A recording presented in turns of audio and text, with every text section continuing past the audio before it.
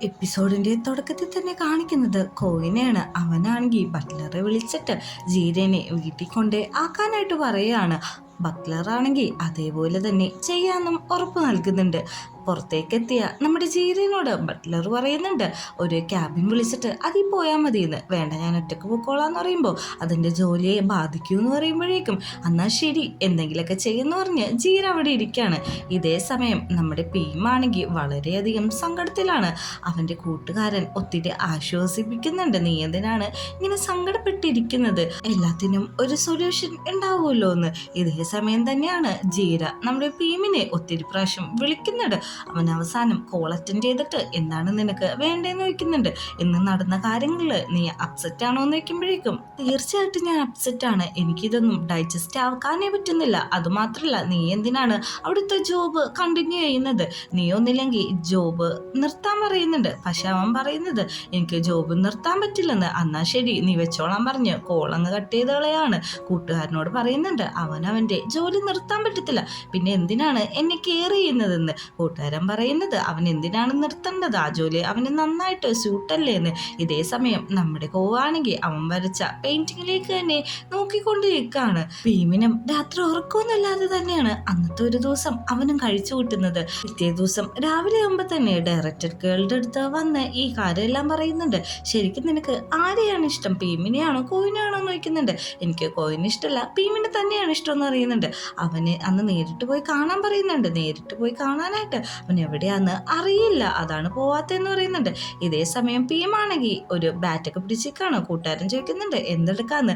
അപ്പൊ തന്നെ കൂട്ടുകാരൻ്റെ ഫോണിട്ട് ഒരു കോള് വരുന്നുണ്ട്. കാരണം ഈ ഡയറക്ടർ പെണ്ണിൻ്റെ അടുത്ത് ഇവൻ ആക്ടിങ്ങിന് വന്നായിരുന്നു, ഒരു ഓഡിഷൻ രീതിയിൽ. അതുകൊണ്ട് തന്നെ നമ്പറുണ്ട്, അവൾ വിളിച്ച് സംസാരിക്കുന്നുണ്ട്. നമ്മുടെ ഭീമിനോടൊന്ന് സംസാരിക്കാൻ പറ്റുമോ, ഭീമിനോട് ഈ കാര്യം അവതരിപ്പിക്കുമ്പോൾ അവന് സംസാരിക്കാൻ താല്പര്യമില്ല, വേല വിളിക്കരുതെന്ന് പറഞ്ഞേക്കാൻ പറയുന്നുണ്ട്. അവനും അതേപോലെ തന്നെ പറയുന്നുണ്ട്. അങ്ങനെ അവൾ പറയുന്നുണ്ട് എനിക്ക് തോന്നുന്നു അവരെന്തോ സ്പോർട്സ് ഗെയിം കളിക്കാൻ പോവാണ്, ഈ ലൊക്കേഷനാണെന്ന്. അങ്ങനെ അവർ രണ്ടുപേരും കൂടി ആ ഗെയിം കളിക്കാൻ വേണ്ടി പോകുന്നുണ്ട്. ഗെയിം വേറൊന്നുമല്ല, ദേഷ്യം അടങ്ങുന്നവരെ സാധനങ്ങൾ തല്ലിപ്പൊട്ടിക്കുക. അവരാണെങ്കിൽ 50ന്റെ ഓർഡേഴ്സ് എടുക്കുമ്പോഴേക്കും നമ്മുടെ ഭീമാണെങ്കിൽ 2000ന്റെ പീസ് വേണമെന്ന് പറയുന്നുണ്ട്. അങ്ങനെ അവർ ഡ്രസ്സൊക്കെ ചേഞ്ച് ചെയ്തുകൊണ്ട് നിൽക്കുമ്പോഴാണ് അങ്ങോട്ടേക്ക് നമ്മുടെ ജീര കയറി വരുന്നത്. ജീരേനോട് അവിടുത്തെ ആള് എത്ര വേണമെന്ന് ചോദിക്കുമ്പോഴേക്കും ഞാനൊന്നും മേടിക്കാനോ കളിക്കാനോ വന്നതല്ല, എനിക്ക് ഭീമിനൊന്ന് കാണണം, അകത്തുണ്ടെന്നാണ് അയാൾ പറയുന്നത്. അകത്തേക്ക് ചെല്ലുമ്പോൾ തന്നെ കൂട്ടുകാരൻ അന്ന് നിങ്ങൾ സംസാരിച്ച് ക്ലിയർ ചെയ്യേ, ഞാൻ പുറത്ത് വെയിറ്റ് ചെയ്യാന്ന് പറഞ്ഞു പോവാണ്. ഭീം ചോദിക്കുന്നുണ്ട് നീ എന്തിനാണ് ഇപ്പൊ ഇങ്ങോട്ടേക്ക് വന്നത്. എടാ ഞാനൊരു കാര്യം പറയട്ടെ, എനിക്ക് നിന്നെ പോലെ അല്ല, ഞാൻ ജോലി ചെയ്യുമ്പോൾ എനിക്ക് നന്നായിട്ട് പൈസ കിട്ടുന്നുണ്ട്, അത് ഉപേക്ഷിച്ച് കഴിഞ്ഞിട്ടുണ്ടെങ്കിൽ എൻ്റെ അടുത്തൊരു സേവിങ്സ് പോലുമില്ല, എനിക്ക് എൻ്റെ പഴയ ലൈഫിട്ട് പോരുതെന്ന് ആഗ്രഹമുണ്ടെന്ന്. അതിലൊന്നും നമ്മുടെ ഭീമാണെങ്കിൽ കൺവീൻസ് ആവുന്നില്ല. അവൻ ആ ബാറ്റ് എടുത്ത് ഗെയിം കളിക്കാൻ പോവാണ്. പുറകെ ജീരയും ചെല്ലുന്നുണ്ട്. ജീര അവിടെ ചെന്നിരിക്കുന്നുണ്ട്. നമ്മുടെ ഭീമാണെങ്കിൽ അവൻ്റെ മനസ്സിലുള്ള ദേഷ്യം മുഴുവനും അവിടെ അടിച്ചു തീർക്കാണ്. നമ്മുടെ ജീരേനോട് സംസാരിക്കുന്നുണ്ട്. നീ കാരണമാണ് ഞാനിപ്പോൾ ഇങ്ങനെയായത്, നിനക്കറിയോ എൻ്റെ ചെറുപ്പത്തിൽ ഞാൻ നാഷണൽ ഗെയിംസ് ഒക്കെ വിൻ ചെയ്തിട്ടുള്ള ഒരാളാണ്, അതുകൊണ്ട് തന്നെ കുറേ ഒറ്റപ്പെടലും അനുഭവപ്പെട്ടിട്ടുണ്ട്. ഇപ്പോൾ നീ കാരണമെന്നൊക്കെ പറഞ്ഞ് അവൻ്റെ സങ്കടം അവൻ പറയുന്നുണ്ട്. ഇനി ജീരേനോട് സംസാരിച്ചോളാൻ പറയുമ്പോൾ ജീര പറയുന്നത് എനിക്കിതിൽ ഒരു ആർട്ട് കാണാൻ പറ്റുന്നുണ്ട്, ഞാൻ നിന്നെ വരച്ചോട്ടെ എന്ന്, നീ ഫ്രീ ആയിട്ട് ഇരുന്നാൽ മതി എന്ന്. പെട്ടെന്ന് തന്നെ ജീര അവൻ്റെ ബോർഡും കാര്യങ്ങളും എടുത്ത് സ്കെച്ച് ചെയ്യാൻ തുടങ്ങുന്നുണ്ട്. ഈ സമയം നമ്മുടെ ഭീമാണെങ്കിൽ അവൻ്റെ ഡ്രസ്സെല്ലാം ഊരിയിട്ട് നിൽക്കുകയാണ്. ഇത് കാണുന്ന ജീര ഒന്ന് ഷോക്കാവുന്നുണ്ട്.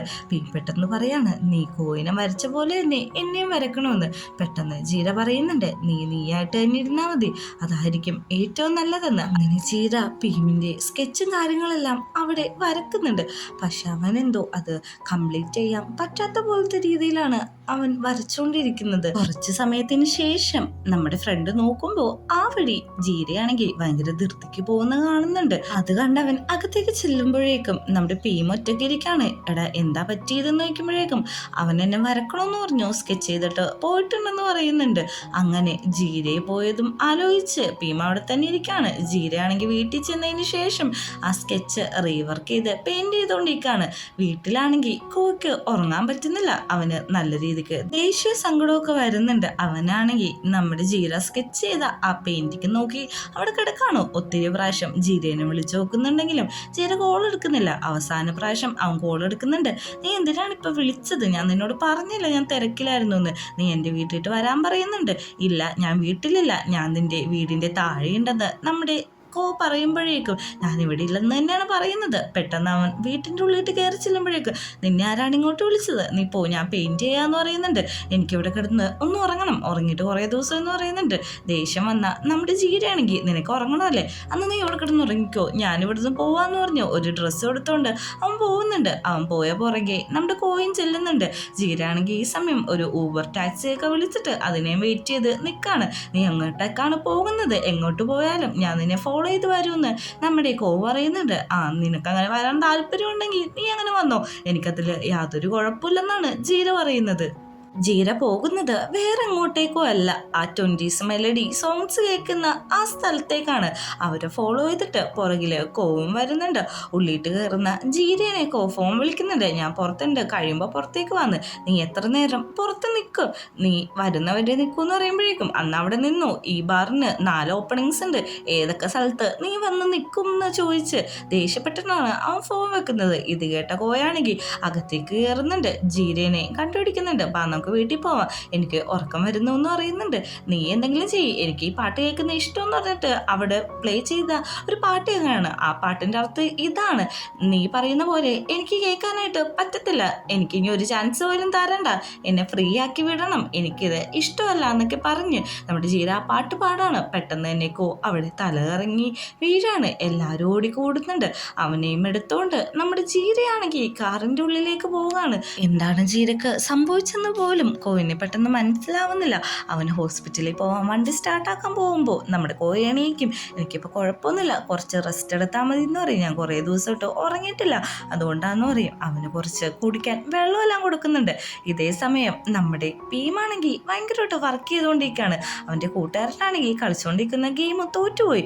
നീ എന്നാ കളിച്ചോ, ഞാനിവിടെ ഉണ്ടെന്ന് പറയുന്നുണ്ട്. എടാ, നിൻ്റെ കുറേ സേവിങ്സ് ഒക്കെ ഇല്ലേ, നീ കുറച്ച് റെസ്റ്റ് ചെയ്യാൻ. ഇല്ല, എനിക്ക് റെസ്റ്റ് ചെയ്യാൻ പറ്റില്ല, നല്ലൊരു ജോലിയൊക്കെ പെട്ടെന്ന് തന്നെ സെറ്റാക്കണം, എന്നിട്ട് വേണം ജീരേനെ മര്യാദക്ക് നോക്കാന്നാണ് നമ്മുടെ ഭീം പറയുന്നത്. നമ്മുടെ ജീരയാണെങ്കിൽ വെറുതെ കേൾക്കുമ്പോൾ ഇപ്പം ഞാൻ ഓക്കെ, നീ ഒരു ഹെൽപ്പ് എനിക്ക് ചെയ്യാമോ, എന്നെ വീട് വരെ ഒന്ന് ആക്കി തരുമെന്ന് ചോദിക്കുന്നുണ്ട്. ഓക്കെ, ഞാൻ കൊണ്ടേ ആക്കാന്ന് നമ്മുടെ ജീരയാണെങ്കിൽ സമ്മതിക്കുന്നുണ്ട്. അങ്ങനെ വീടെത്തിയ ശേഷം നമ്മുടെ പോകുന്നത് ജീര നോക്കിക്കൊണ്ടിരിക്കുകയാണ്. അവൻ്റെ കാലുകൾ വിറച്ചിട്ട് പിന്നെയും താഴത്തേക്ക് തന്നെ വീഴാൻ പോകുന്ന കണ്ട് ജീര ഓടിച്ചെന്ന് അവനെ ഹാങ് ചെയ്ത് പിടിക്കുന്നുണ്ട്. റൂമിൽ കൊണ്ടേ കിടത്തുമ്പോഴേക്കും എനിക്ക് കുറച്ച് വെള്ളം തരാമോ, എനിക്ക് നന്നായിട്ട് ദാഹിക്കുന്നുണ്ടെന്ന് പറയുമ്പോഴേക്കും നമ്മുടെ ജീരയാണെങ്കിൽ അവന് കുടിക്കാൻ അധികം വെള്ളമൊക്കെ കൊടുക്കുന്നുണ്ട്. കിടക്കുമ്പോഴേക്കും അന്ന് നീ എൻ്റെ അടുത്ത് വെറുത്തിരുന്നു, ഞാനൊന്ന് ഉറങ്ങിയിട്ട് പോകാമെന്ന് പറയുന്നുണ്ട്. നമ്മുടെ ജീരയാണെങ്കിൽ അവിടെ ഇരിക്കുന്നുണ്ട്. ഞാൻ ഇന്നലെ നിന്നെയാണ് സ്വപ്നം കണ്ടത്, ആ ഫോട്ടോ കാണുന്ന പോലെ ഞാൻ കിടന്ന് ഉറങ്ങാണ്, നീ ഒരു ഏഞ്ചലായിട്ട് വരുന്നുണ്ട്, എന്നിട്ട് നീ എന്നെ കിസ് ചെയ്യുന്നതാണ് ഞാൻ സ്വപ്നത്തിൽ കണ്ടെന്നാണ് പറയുന്നത്. വേണമെങ്കിൽ നീ എനിക്കിപ്പോൾ ഒരു കിസ് തന്നോ, അപ്പം എനിക്ക് മര്യാദക്കൊക്കെ കിടന്ന് ഉറങ്ങാമല്ലോ എന്ന്. നിനക്ക് പോകാൻ വേണ്ടിയിട്ട് ക്യാബ് ബുക്ക് ചെയ്യട്ടെ എന്ന് നോക്കുമ്പോഴേക്കും വേണ്ട, ഞാനിന്ന് പോകാമെന്ന് പറഞ്ഞിട്ട് അവിടെ തന്നെ കിടക്കുകയാണ്. പക്ഷെ അവന് ഉറക്കം വരുന്നില്ല. അവൻ കുറച്ചു നേരം ആ പെയിന്റിങ്ങിലേക്ക് നോക്കി എന്നിട്ട് നമ്മുടെ ജീര ഉറങ്ങിയ ശേഷം അവനൊരു കിസ് കൊടുക്കുന്നുണ്ട്. ഈ ഒരു സീനും കൂടി കാണിച്ചിട്ടാണ് 7ാമത്തെ എപ്പിസോഡ് അവസാനിക്കുന്നത്.